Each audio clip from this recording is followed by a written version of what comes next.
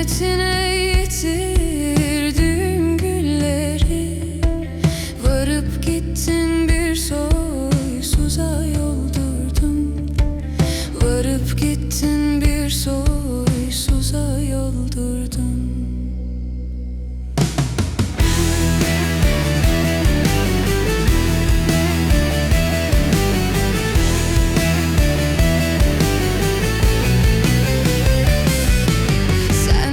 Sevseydin arar bulurdun. Zülfün tellerine bağlar dururdun.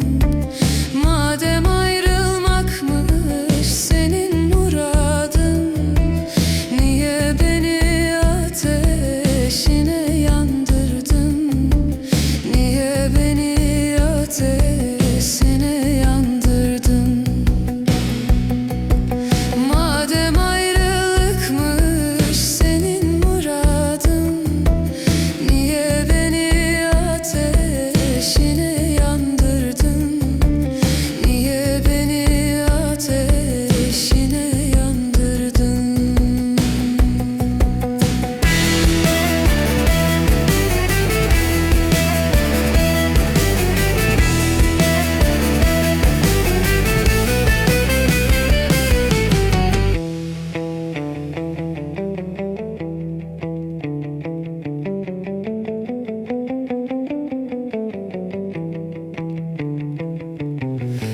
seni topla da kuşağın kuşağın.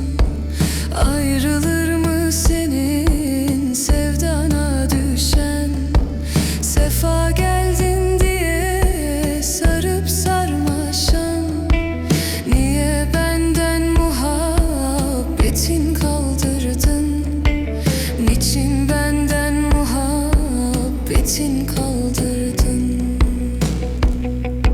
Sefa geldin diye sarıp sarmaşan. Niye benden muhabbetin kaldırdın? Niye benden muhabbetin kaldırdın?